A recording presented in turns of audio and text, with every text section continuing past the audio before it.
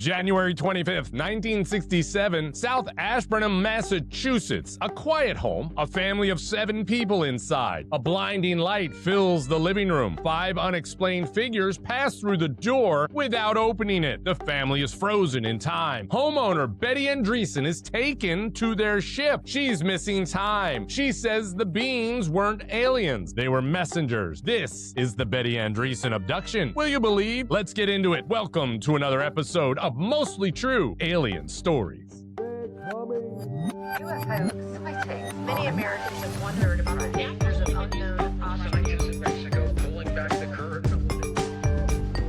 We need to save ourselves.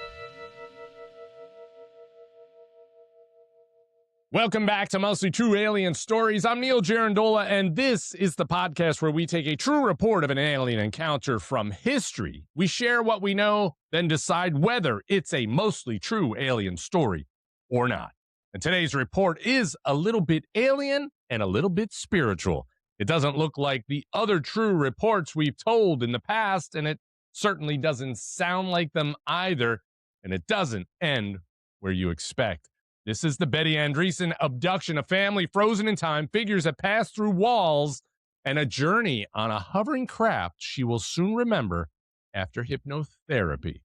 But before we get into it, make sure you hit that subscribe button on whatever channel you're listening through and follow us on Instagram and TikTok on Mostly True Alien Stories. And of course, helping me break down today's report is the one man who would abduct himself to see if anybody would notice he's missing. Say hello to Andrew Triana. Hi, Andrew.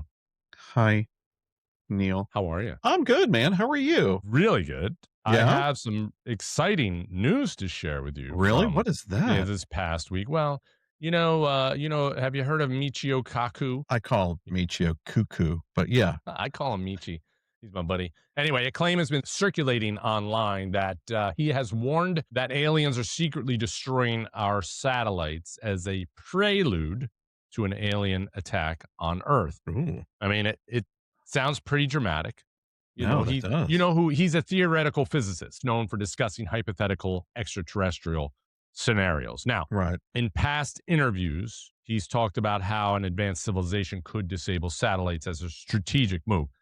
Well, The yeah. whole conversation about aliens that are going to destroy our satellites is just not a true conversation. I mean, he never said No. it. He's just talked about scenarios. He's like the Avi Loeb of alien scenarios, where maybe Right. aliens would. The what if? The what to, if, right? yeah. If they were to attack us, that is actually, if you really think about it, is a great way to debilitate us and to shut down our communications in that regard, and have aliens attack our satellites and knock it down. Isn't that what Elon Musk is doing now with Starlink, basically? He's putting up all his satellites and scrambling communications and other satellites. Well, I don't know that he is doing that purposefully, but that is a lot of the major problem with Starlink satellites are failing. They are failing and dropping out. I think it's like 2 per day or something Yeah. like that, or 2 per Yeah. week or something, or dropping from Yeah. the sky. Yeah. And that's where this is colliding with, a guy like Michio Kaku, who is just a what if scenario of aliens are attacking us. So then somebody goes, well, wait, satellites are falling. So then the conspiracists say, here we go. And then the viral Right. claim goes, it collides. And then all of a sudden it's alien sabotage. It's mostly because those are 90-day satellites, what they call 90-day satellites. They can only stay up for 90 days and they collapse. Is that right? I didn't know they were 90 days. I don't know. They were It's what it feels they're like. 90 Like the days. warranty ran Yeah. out on them. Hey, that 3-month Yeah. warranty is out. Do you want to extend Right. it? No? I called you over the weekend to tell you to kind of complain about Independence Day, the movie. And it's so funny that because it's out on Netflix now. And I remember watching that in 1996 and thinking it was a blockbuster. I mean, that thing went crazy. Dude, it was awesome. At its release. And I remember watching it going in 96 thinking it was amazing. And then I watched it over the weekend and I was just like, how terrible, what a piece of shit this movie is. Because the scenarios weren't real, but my point is that in it there was a whole thing that the aliens were blocking our satellites and we couldn't communicate, and then that's what they were doing was they were using our satellites to protect themselves. And right. they sort of the storyline sort of abandoned the whole we can't communicate thing halfway through the movie because all of a sudden they were able to communicate through walkie-talkies and Shortwave radios. Yeah, they didn't figure shortwave radio. So anyway, it was just one of those things where then I see this viral claim and I'm thinking, man, it's such a coincidence that this comes out around the same time that Independence Day now is back out on Netflix, and everybody's kind of talking about it. So yeah, there's a lot of those things coming on. But you, the only thing that made sense to me was that we have to interfere with the alien. We have to infect them with a virus. Right. The old virus. Yeah. The old computer virus. Right. And then because then they wouldn't be able to link to our satellites or connect with the other ships. And then that would disable them. And then we were successful in doing that. I don't know how Jeff Goldblum does it, but he does it. And he's brilliant. He sang too. He should have sang for them. Yeah. Played piano. And Will Smith. Yeah. Yeah. And they flew up into the alien ship in another alien ship. But that was the other thing that was funny to me, that they're training farmers within an hour how to fly fighter jets. Those were all old pilots that had flown before. Yeah. And then when Will Smith gets into the ship, they cut the scene. This is in the uncut. He slaps the mother alien in the face and he says, "Get my planet's name out your fucking mouth," or something like that. It was crazy. Wow. He did that in 96. Yeah. Foreshadowing. It was like foreshadowing. Now, if you thought Independence Day was bad, please watch Independence Day Resurgence, the part 2. They'd had a second one? Yeah. You didn't know that? Yeah. No, it's called Resurgence. It is so bad. Who's in it? This is Jeff Gold. All the regulars? Pullman's back, yeah, as president, former president. Is his daughter older, the one he abandoned to go fight the aliens after the mother died and just left her in the basement of the White House? He was a decorated pilot. They needed him. He's serving his country. He's doing it again. And you know what? He'd do it again. Terrible father. He'd do it again. Hey, what you got there? What is that? Well, this is the boom boom stick. I usually do it for every podcast. It clears everything up, gives me immediate alertness. And this one happens to be the nasal stick of mint. I have mint. Oh, nice. You should try it. This episode is sponsored by Boom Boom Stick. It is Boom Boom Sticks. We live by Boom Boom Sticks. Thank you, Boom. I love it. So look, Independence Day to me is a masterpiece film. It's absolutely hilarious. I love when they're all on the building with the signs welcoming the aliens, and then they're all just annihilated. Yeah. They're just taken out. You know why they were taken out? Why? Because the aliens were like, these people are so freaking stupid. They represented the stupidity of America. Yeah, of the planet. They was everywhere, everywhere. We're like, welcome, take us home, take us up there. You're dead immediately. Just like I always say, total annihilation. That was the first thing that he destroyed. A rooftop of idiots was just destroyed. Followed by the White House, and everything else. I love the how the stripper was the one who was able to, the only one that survived in the tunnel explosion, and then with the dog and the child, and then she then could fire up a giant dump truck and then go around and save people, and then she drove and found the president's wife, first lady, took and her brought her back to him, where she dies there. And they had that moment, and there was that scene between the first lady and the stripper where she goes, the first lady's like, "What do you do?" And she's like, "I'm a stripper." And the first lady was like, okay. I just love Vivica Fox, so it doesn't matter, dude. Oh, she could have been a neurologist for all I care. It didn't matter what they made her. Right, but my point is that was just a weird storyline. Why is she a stripper? Why did we cut from there's this alien invasion and she still goes to work, by the way. There's an alien invasion happening and she goes to work. I think they're giving strippers a bad name too. That's what I think. In that movie? Yeah. Yeah, because why? They made her. They didn't give her a bad name. No, they did because they made her character, because she was a stripper. It was like she was less than. No, nobody made her less than. Yeah, because Will Smith didn't want to marry her because she was a stripper. Oh, that was the only time they made her less than. You're right. That whole thing. Again, Will Smith being a judge of character. I thought they elevated her to say, oh yeah, she can do more than just strip, kind of thing. Yeah, she can do more than strip. She still went to work.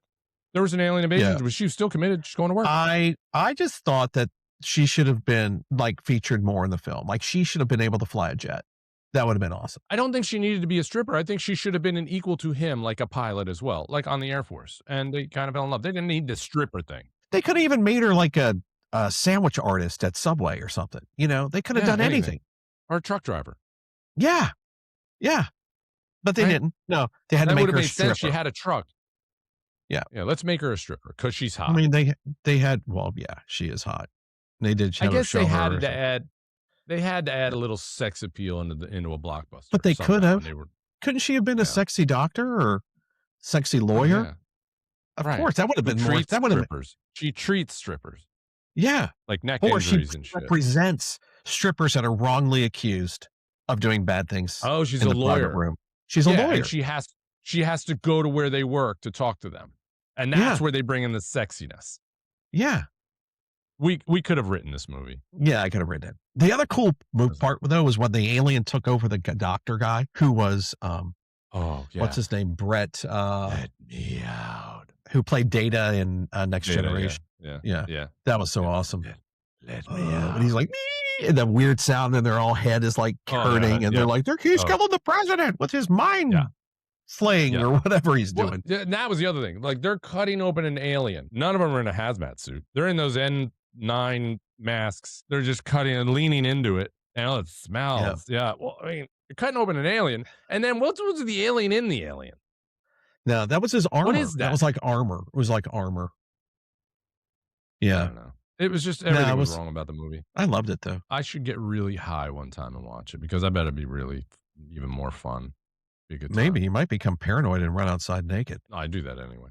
It's no Battle Los Angeles, I can tell you that. So. No, Battle Los Angeles. So that's the other thing. It's like the movies that work for me, the alien movies that work for me are the ones that are so well thought out that you buy into it. Whether you believe in aliens or not, you watch this movie and you go, this is good. Conceivably happen this way. This is totally makes sense. This episode of Mostly True Alien Stories is brought to you by Night Signal. It's the personal alert system for people who've experienced unexplained interruptions. Night Signal monitors electromagnetic fluctuations, sudden light changes, and unexpected power anomalies inside your home, the kind that don't show up on standard security systems. If something unusual happens at 2:17 a.m., which usually does with UFO encounters, Night Signal records it, timestamps it, and backs it up automatically so you're not left wondering if it was a dream. No cameras watching you sleep, no data sold, just quiet documentation in case you ever need proof. Night Signal, because if something is out there, you deserve a record. Learn more at nightsignalsystems.com. And yes, it works even if the power goes out. All right, so just to reiterate, Michio Kaku did not claim aliens are attacking satellites. He was discussing a theoretical possibility, and any ongoing event that's happening. It's just the viral version of this strips away the context to create fear and urgency. And that's the difference between speculation and a true report, which brings us to today's true report, Andrew. It's not a theory, it's not a headline, but a firsthand encounter that was reported, investigated, and it's still debated decades later. All right, you ready to get into our true report? Yes. All right, let's do it. It was the evening of January 25th, 1967, and Betty Andreason was inside her home in South Ashburnham, Massachusetts, with her parents and 7 children. She had 7 children, so there's 9 people in there. And it was around 6:30 p.m. as a brilliant light fills the house. And Betty, according to her report, she describes all of a sudden seeing 5 non-human beings entering through the front door of her house, but not by opening it.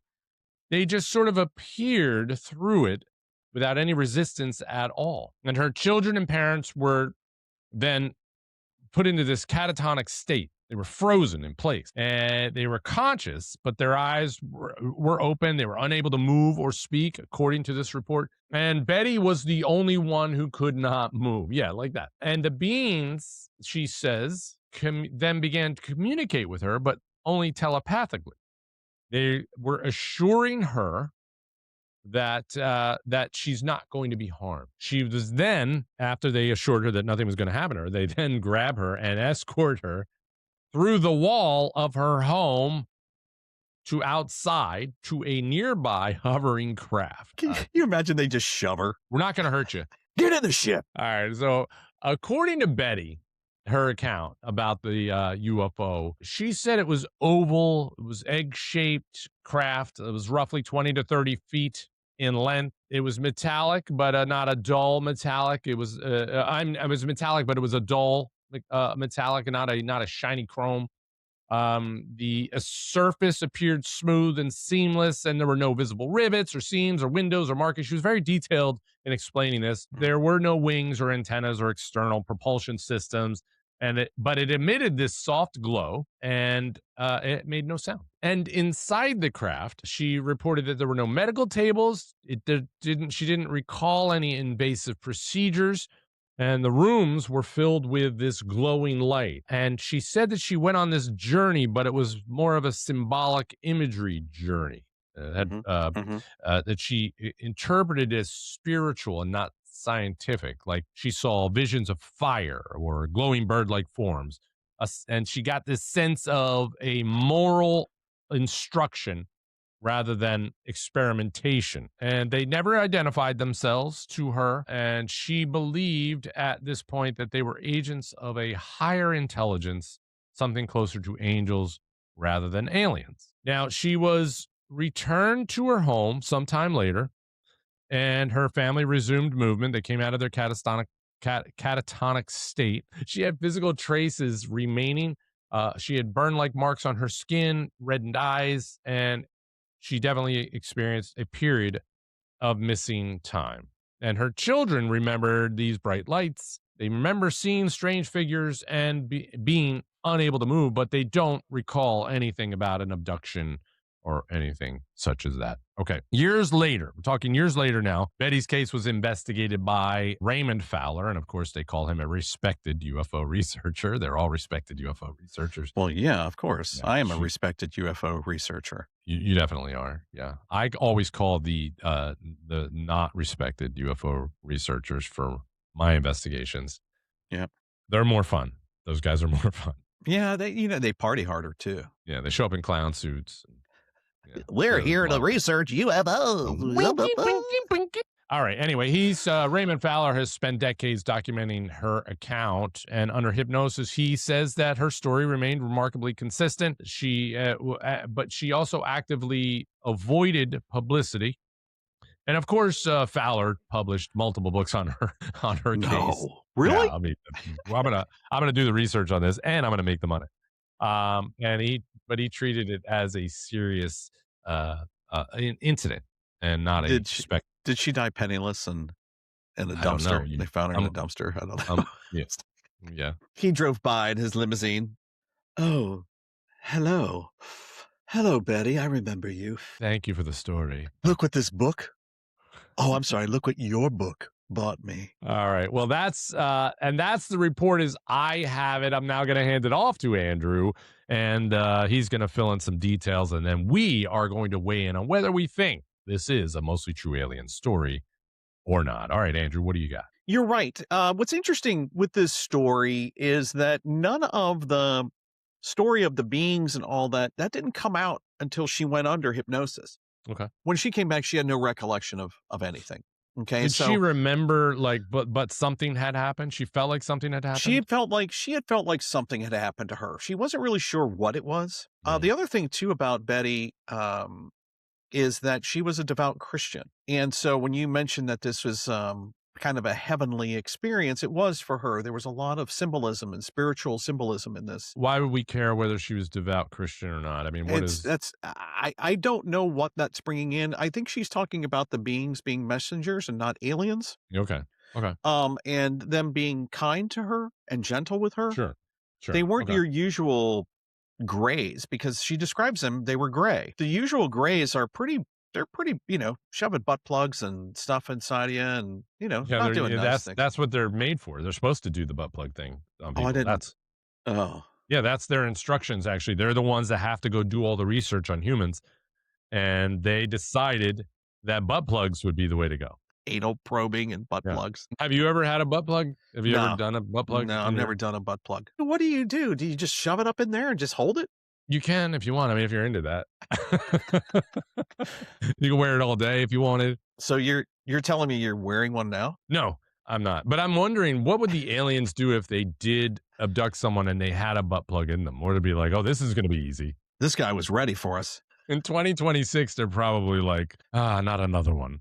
Oh, we just got send him back. Maybe we should stop the whole butt plug thing. You should do something new. They might be thinking it's their fault. Oh my God, this is our fault. Everyone's doing it. We now. started this, right? Yeah. Okay, so anyway, she was washing dishes in her kitchen. Her husband was not there.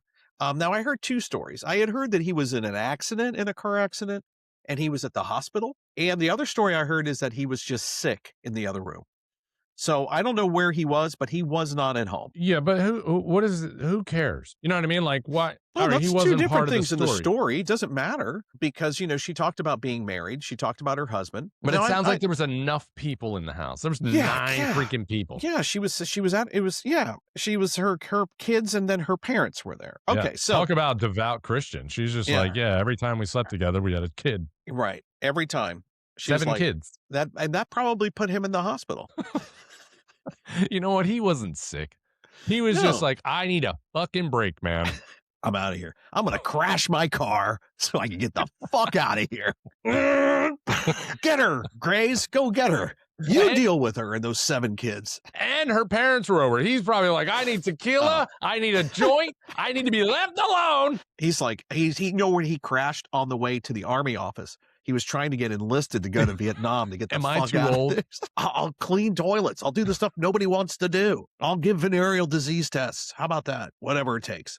Okay, so she said that she was there when all of a sudden the lights went up to full brightness in her house. But wait a minute. It wasn't the lights in the house, right? It was lights coming from outside into the house?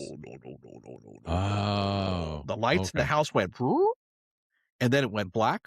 And then she saw a luminous object outside. Okay. Followed by a pink beam, a bright light, and then she collapsed into unconsciousness. When she came to, she said it was if time had frozen. Her family members were standing around her, frozen eyes wide open and not responsive. So they were like this. They were like that. That's where the movie Smile came from. They were really frozen like that for a long time, like an uncomfortably long time. Yeah, that was a little uncomfortable. Okay, at the moment, the beings entered her home by passing through the walls. She said they were gray, about 1.25 meters. Why is she speaking in meters? They all do. Everybody does. I don't know. I don't know why they're doing meters. I don't know meters. Was it because she was in Massachusetts and she's that much closer to Canada?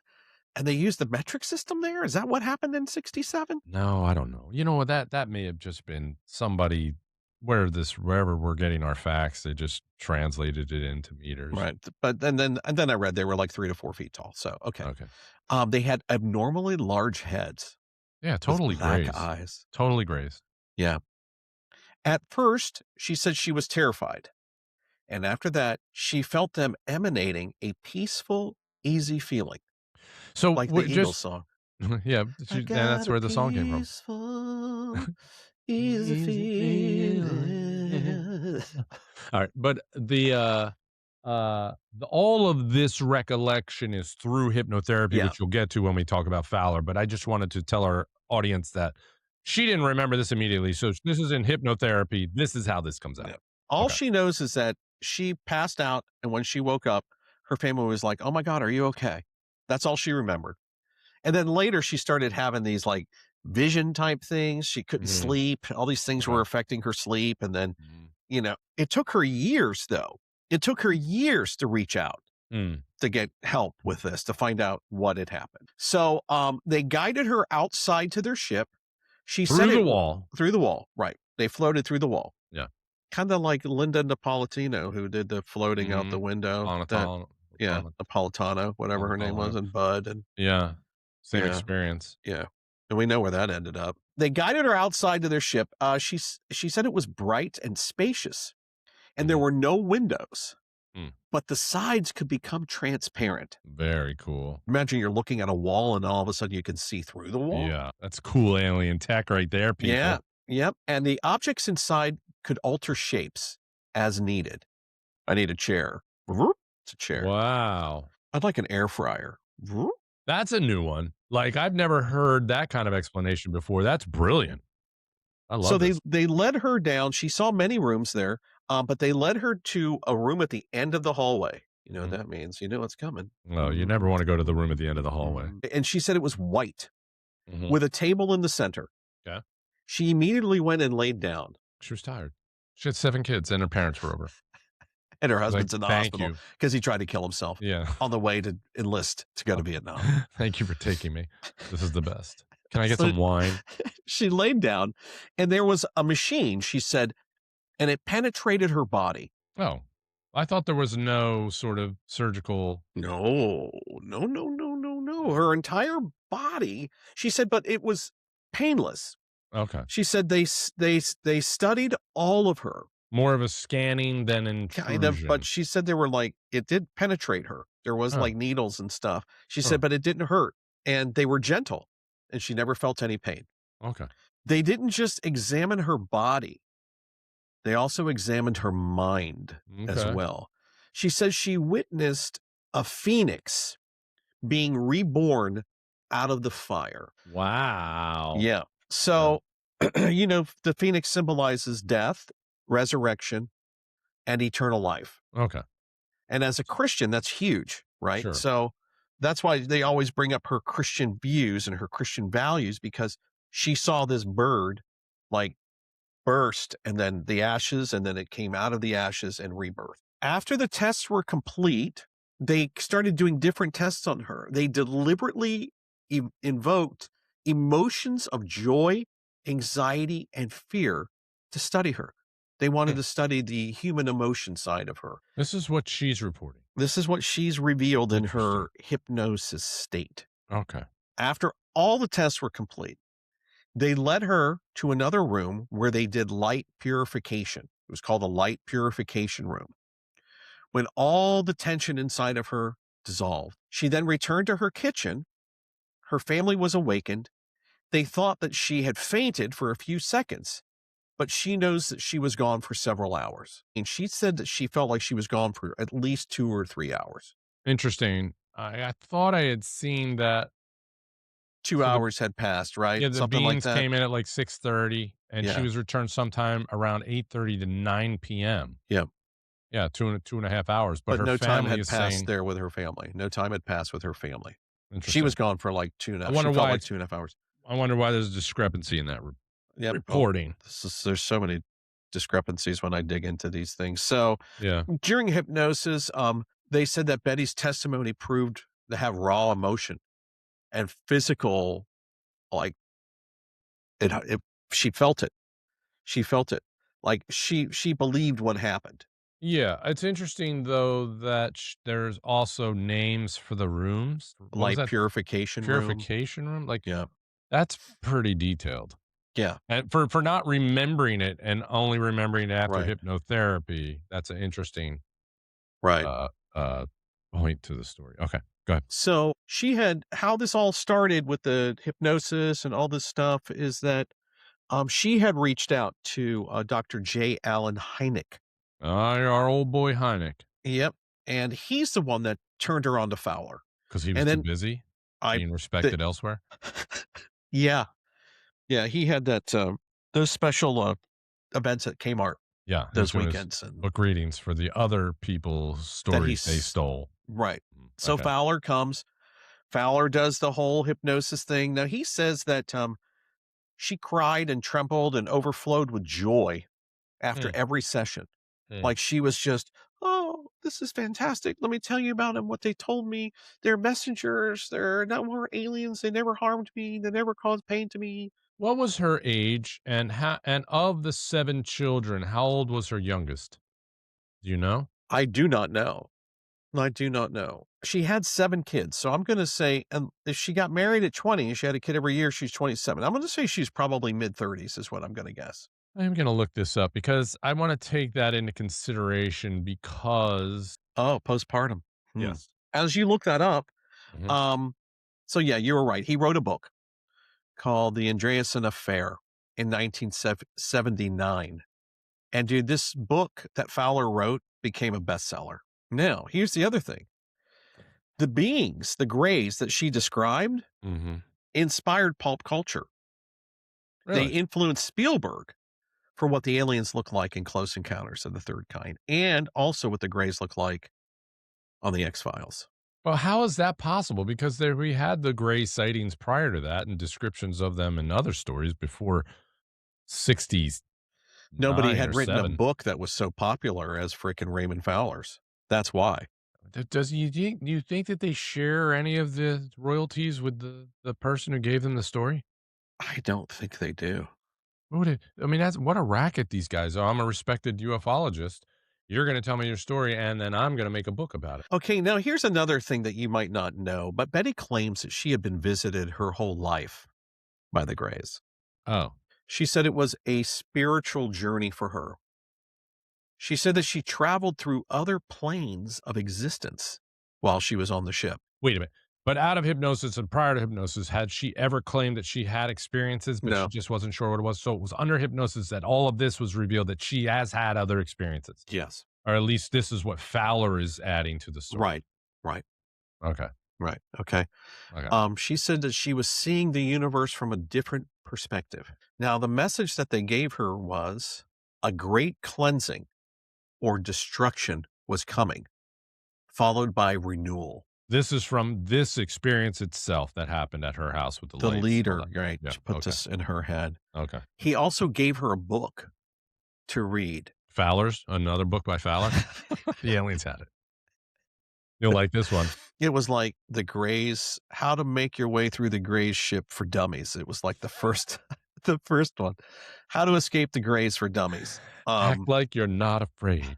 No, he gave her this book and she described the book as it was made of glass. The Like, alien gave it to The alien her. gave it to her. She Okay. said that she couldn't read it, Mm. but the knowledge and the wisdom in the book was like put into her as she Yeah, but held what? the book, What was it? What telling was the her edu- about what, this what was great the knowledge? destruction.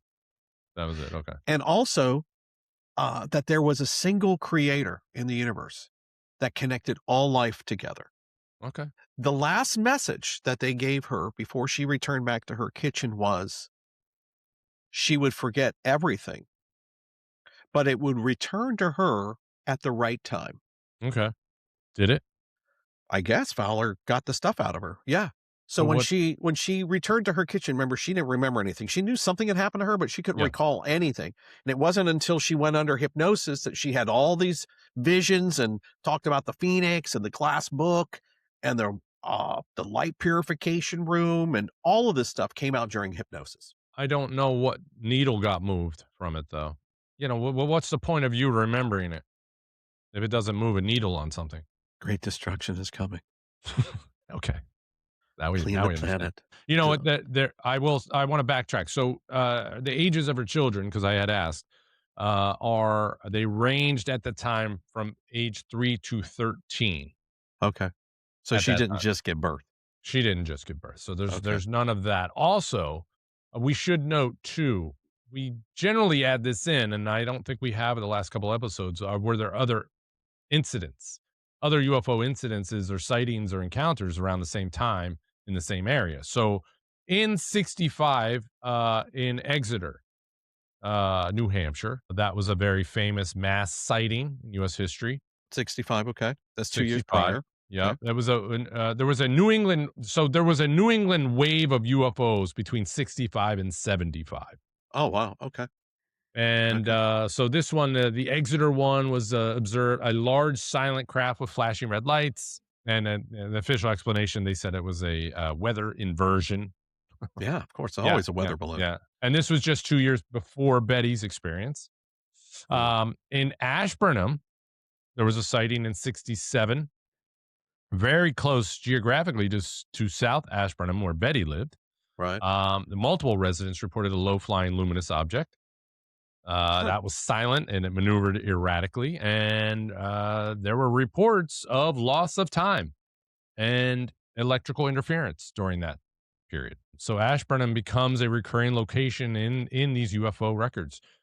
In between the 60s and 70s, Hillsdale Hudson Valley flap, New York to Massachusetts corridor, hundreds of reports of low altitude craft, structured objects, beams hovering, and close encounters. Wow. And the military proximity, you got Westover Air Force Base, you got Hanscom Air Force Base, right. which is often noted. Right. And Betty's encounter matches the behavioral pattern reported elsewhere in that region. In 69, in Western Massachusetts, the Great Barrington case. Oh, yeah. This guy reported a close encounter with humanoid beings after a craft landed. And that was investigated by our boy Hynek. No. Yeah. What? And that involved missing time and onboard experiences.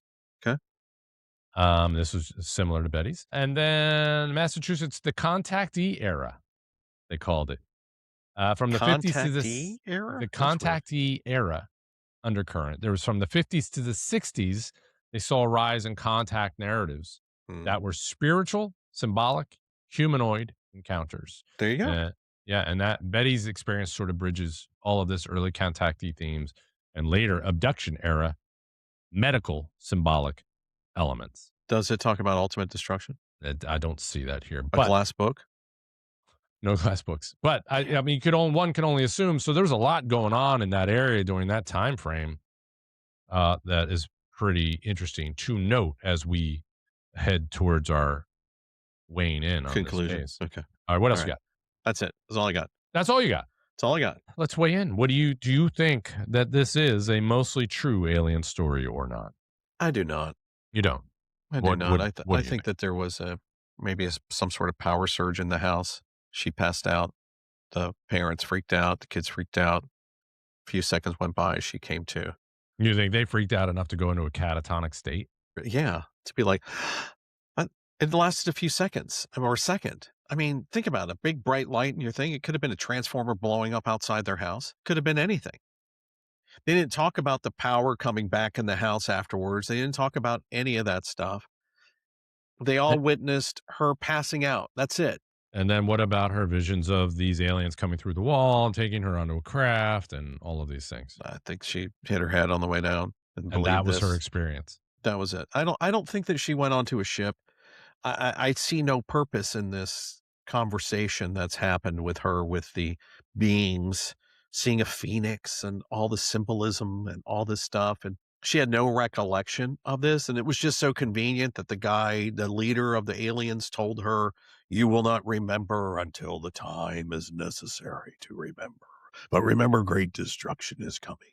A renewal by fire." It was Fowler running around his office in winged suit, nothing else. He was butt-ass naked. Dude has seen so many things, he just... Well, here's where... okay, so you say it's not a mostly true I don't alien think story. I don't believe it. I don't believe it. Look, we've had better stories that were more detailed. And we know that the people that actually are not under hypnosis, that talk about stuff, those people are believable. Once you're under hypnosis, dude, I can tell you anything. Do you think, though, that that she's just a religious sort of fanatic, and that was her fantasy? Yeah, that was her thing, and she wants to see, maybe she wants to be a messenger. She's a bored housewife, possibly. I don't know. I don't believe the story. I don't believe she went on a ship. I don't believe she saw aliens. I don't believe any of that. All right, so you say it's not a mostly true alien story. It's no, now because my turn. Nobody saw anything. Okay, well, now it's my turn to weigh in. And I do want to bring up the point, though. There's a couple of things that are circling in my mind here about this story. Who released the report on this? She didn't call the police. They didn't talk. There's no mention of that. So it came through Fowler. And Hynek. Hynek and Fowler. So could there be collusion that they created this story and they put this woman in it? Because does she truly exist? I mean, everything I'm seeing that says that she exists, right? Was she on talk shows or... No, there's pictures of her and stuff. She's a real person. She's a real person. So the story came from her mind. And I also want to be careful because they kept mentioning there's the undertone of her being very religious. Right. And I don't know why that matters to the story. It shouldn't matter. And right. But I think it's also something to put under the microscope here, because if she weren't a religious fanatic, as we're kind of framing her, would this story have more water? Does it make her, she's a little nutty, so she's making up stories to tie into her religion, her faith, to kind of get a message out. And does that make the story less credible? Because if she were just someone that lived in Ashburnham that said, I was abducted by aliens, here's the story, and they didn't mention anything about religion, would you tend to believe her a little more? I think so. And I think that this is what we have to be careful about. I think that she may have experienced something. The story didn't come out for years, and it came out through Fowler and Hynek. Right. And so, it doesn't sound like she made any money on this. So she had nothing to gain. So what sticks with me is the fact that the kids also remember these lights. They remember being frozen. Now that was in one count. That was in what you found. But when I researched it, they never even talked about her parents or her kids recalling anything. I think that she thinks she had an experience, and I do believe that she was probably seeking help and went to these guys, Fowler or Hynek, and then they did this hypnotherapy, and then they write a book and they exploit this story and they put it out there. And then the fact that she's not involved in book tours or getting pieces of the action or doing all of this leads me to believe that she wanted to not be a part of that, or maybe there wasn't full truth to it, and maybe Hynek and Fowler it just exploited this and turned it into something it really wasn't. Sometimes these guys, I don't understand that. Maybe we should do this. There might be a racket there. It might be able to make a lot of money doing this, saying we're ufologists that are going to do hypnotherapy on you, and then we're going to write a book and go make some money on it. Yeah. I'll say I was abducted, and then you could say that you did hypnotherapy on me. Right. And I'd be like, I saw the... We could even video me and be like, I saw the... Were they alien grays? They were large. Did they have big eyes? Their heads were so big. Did you see a winged person? I saw... A winged person. I saw a bird. Was it winged? No. There was wings? No. There were wings. You saw wings, didn't you? No. You saw wings. It just pooped on me, the bird. Several of them just... I'm going to write a book. Crapping all over me. You're going to give me the rights to your story. I will give you all the rights to my story. Thank you. I'm back. Hi. But nothing happened to you, by the way. You're fine. Oh, why are my pants down?